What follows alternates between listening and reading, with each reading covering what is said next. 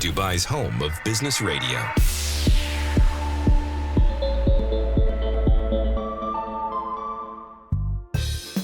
Good afternoon and welcome to Midday Majlis with myself, Sahar Mushtaq, on Mira Business FM, where conversations connect and ideas come alive right at midday. Before we dive into our discussion of the day, remember that you can catch us live on YouTube, Rumble, Facebook, and of course, Telegram. Our podcast is available on all your favorite platforms, anytime, anywhere.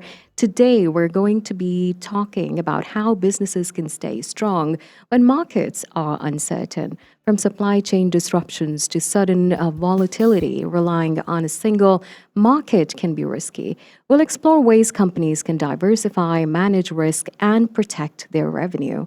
Our guest today to discuss this with us is Natnael Asmerom, who is the investment manager and head of investor relations at Launch Africa Ventures based in Dubai.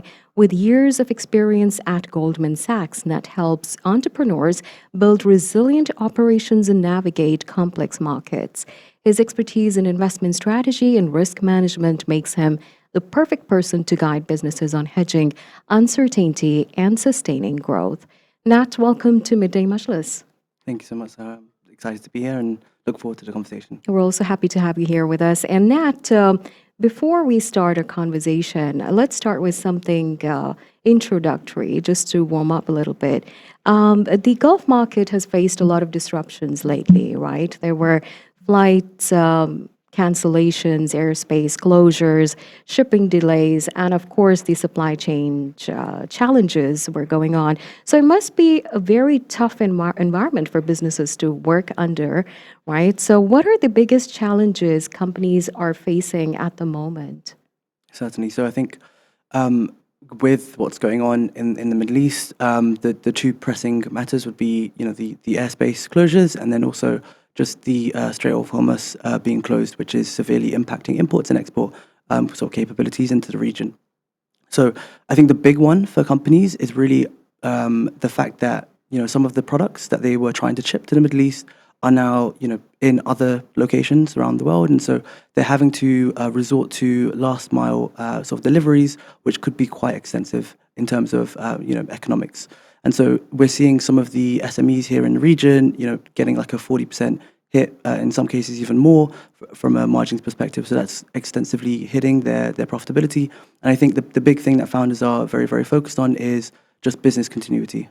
40 or more, that's quite a bit. Yeah, I mean, this is a black swan event. It's something that most founders unfortunately weren't expecting to occur, and so they're adapting as much as they can. And I think the big thing, that you probably hear me talk a lot about is resilience, which is what we love to see in founders, and I think that's what's going to help them sustain themselves within this period. Right. And people often say that diversification is the key to staying safe, but it can mean different things for different companies and different businesses. So when we talk about diversification, what does that actually look like in practice? Certainly. So I think from an investing perspective, I think the big thing is, how do we manage risk? So diversification isn't just increasing revenue into new consumer base, but it's also operational decoupling. And so I think what most companies locally are facing is the fact that they've essentially leveraged extensively the operational capabilities that this region has to offer, which continues to be, again, a global launchpad to other parts of the world, whether it be Asia, Africa, Europe, US. But I think what could be beneficial is just thinking about potentially having what's known as like a micro global capability center. So instead of having one central hub in the Middle East, maybe having a few sort of agile, smaller setups in the region, which will allow you to, if let's say one part is more hit with the current instabilities, then all of the operations can continue to operate from the other operations. Right, right. And that actually reminds me of how Etihad Rail, what actually, operated before it was supposed to, before even the actual official launch, and brought in passengers who were stranded. So I think that was a great initiative. Yeah, exactly. Right? So now moving on, many companies still run everything from a single hub. It's efficient, but it can also make you vulnerable in some time, and if something goes wrong there. So, how can a company move from a single hub to a more flexible setup? Certainly. So I think we'll probably see more of that occurring in the markets. Um, the Middle East will continue to be, again, the launch pad, right? But what they can look at is potentially having uncorrelated sort of exposures from a revenue perspective. So, I represent Launch Africa Ventures. We invest into the best and very early stage African entrepreneurs across the continent. What potentially expanding into Africa can mean for entrepreneurs here in this region would be, they can leverage different hubs which can continue to operate and are somewhat resilient to what we're seeing in the Middle East, right? So, in terms of Casablanca in Morocco and also other parts of francophone could continue to prosper in these situations, and it also does impact even from an imports and exports perspective.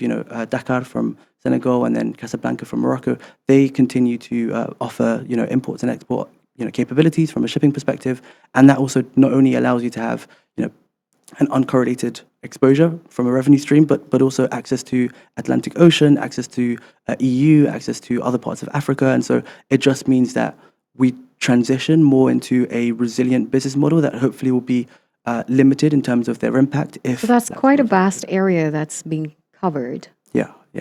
I mean, there's loads that companies can do, but I think to be consistent, the big thing is to think about sort of having uncorrelated exposures in terms of revenue share. Right. And revenue can be hit fast, right? So when markets are unpredictable, which are right now, so planning ahead is critical, of course, and it's not easy. So what strategies do you think help businesses protect revenue when things get volatile? Certainly. So I think I'll answer in two folds. So one is from a risk perspective, just assessing the business, seeing how supply chain implications could occur and what that would mean for the business, and just understanding worst case scenarios. How could the business succeed? That's one. So just understanding more about the intricacies and the nuances of the business models. And then two would be actually what we've seen a lot of in Africa, which is more leveraging a network, a community, which I think is more needed now more than ever. It's just it's not just an individual founder that's going to be facing these issues. It's a lot, right? And so just having high quality founders within your network, people that you can refine and rely on, I think will just allow people to navigate this uncertainty with a lot more strategy, a lot more certainty, and it just gives them a bit more confidence. Right. And because you are part of Launch Africa Ventures here in Dubai, I would like to ask you about how some companies are looking at high growth regions like Africa to complement what they do here without leaving their home bases. Certainly. So we definitely see a lot of Middle Eastern companies who are considering expanding into Africa. I'd say in terms of just looking at the demographic breakdown, right? Africa continues to be the youngest population in terms of average age, so it's about 19. So the Middle East and Africa group could be quite young in terms of future talent acquisition for companies as they think about this in the long term. And by 2050, about 1 in 4 people will be based in the continent of Africa, right? So Africa with the Middle East population is actually around the 2 billion mark, which is like 25% of the world's population. So tapping into that space could mean that you then have a lot more employees, you have a lot more consumer expansion ideas, things to that extent.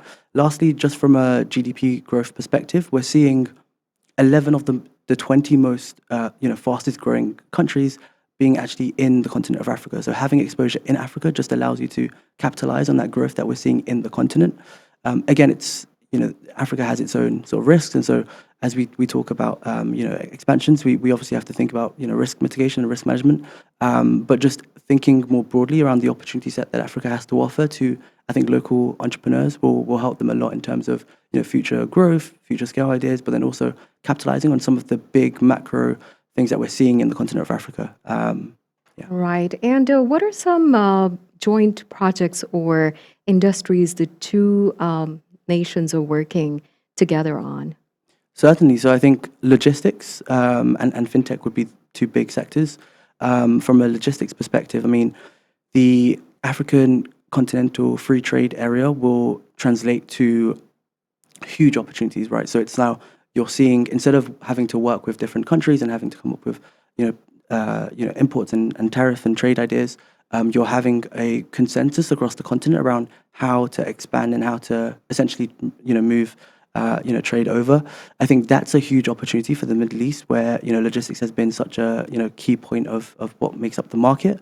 And I think this, I mean, it's on track to grow quite extensively by 2030, which is quite near. And so I think that opportunity from the Middle East to Africa could be quite huge. And then even within Africa, there's going to be a lot of intra-country trades once this is formally implemented. So I think that's quite huge. And then fintech in Africa, what we see most of our founders is they solve problems that they're seeing in the world, but it comes more from a place of innovation. Well, the innovation comes from a place of let's call it necessity as opposed to privilege. Mm-hmm. And so, like, an interesting stat is 82% of people in Africa do not have access to any form of financial loans. And so we back a number of, actually over 50%. That's actually a huge number. Yeah. So, I mean, a lot of funding goes into fintech companies naturally because there's a lot of, focus on that space. But it also does mean that not only can you expand and, reach a large group of the population in Africa, but also you can, capitalize on that innovation, and that can also translate to opportunities here in the Middle East. So in Africa, we see loads of opportunities within remittances, within, money payment systems, things to that extent, and that could be very, very, replicable if it's not already pronounced enough in the Middle East, right? So there's a lot of synergies from that perspective. Right. So there is a lot happening with regards to that then. Thank you for letting us know. And then how can Gulf businesses use these markets to diversify and stay resilient? Certainly. So I think with regards to talent acquisition, not only do you have a large population and a growing population in Africa, you also have relatively low payrolls. So to give you an example, if you take two hubs, we can say Lagos and Cairo. Even if you doubled salary, like good quality, high talent in those spaces, you're still getting a 70% cut on payrolls than if you were to hire someone here in Dubai or even someone in Europe. Mm-hmm. And so I think it's not necessarily replacing people here. That's not the messaging at all. It's more, allowing the organizations to prosper whilst reducing their overheads. And so they can do that by hiring, local talent in Africa at very, affordable rates. And I think that could be quite extensive for, growth trajectories for companies here. And lately, there are a lot of people from Africa who are relocating to the Middle East for jobs. Yeah, certainly. So I think, and it's broader than just Africa. I think the appeal for the Middle East continues to maintain its image. And attract workers from all around the world, of course. Exactly. And it's not just founders that we're seeing relocate, it's also companies, right? So one thing we do from a risk perspective is we like to back companies where their IP is based outside of the continent of Africa, just to control from a currency risk perspective. And so we've seen a number of our portfolio companies actually relocate their IP, their holdco into the Middle East, but continue to have operating entities in Africa. And I would suspect that trend to continue going. So there is a lot of development that we'll see on those lines, right? And even seasoned companies can make mistakes, as we know, when trying to hedge risks. So talking about risks again. So what are the common pitfalls you see businesses fall into? Yeah, I mean, it's a good question. I think sometimes when we're in periods of sustained, profitability, we can forget to just take a step back and just reassess the business models more holistically. And again, to your point, just really understand all of the risks that are associated with that company and its future growth trajectories. And so I think one thing, and it's very hard because the situation obviously is a black swan, but just again reassessing what are the worst case scenarios that could occur should things happen in this region, and how can that impact my business, and how can I sort of transition the business to ensure business continuity. And so part of that could be diversifying into other regions, going into new consumer bases, but also just maybe having frameworks in place to ensure that you're somewhat protected. Right. So revisiting the whole business model is going to help businesses a lot Certainly. with navigating the risks and, of course, moving forward. And finally, for the Gulf-based entrepreneurs who want to start strengthening their businesses right away, so what's the first step they should take to make their operations more resilient?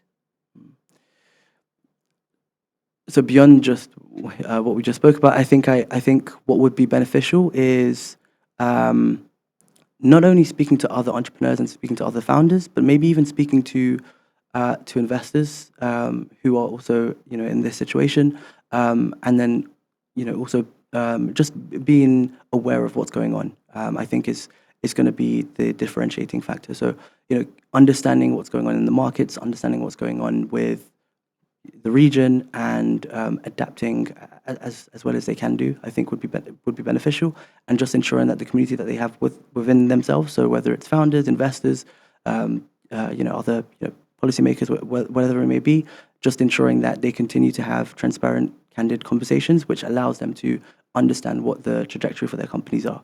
I'm a firm believer that the Middle East will continue to be a global launchpad, not just for Africa, but also for Asia and the broader global markets. And I don't think there will be a transition or anything away from the Middle East. I think it will continue to have its image.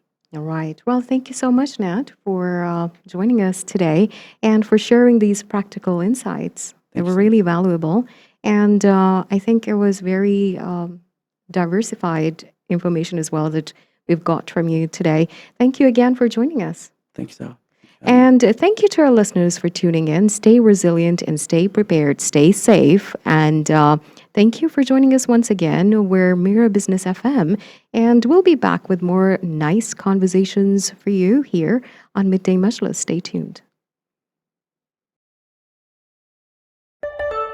Mira Business FM, where business comes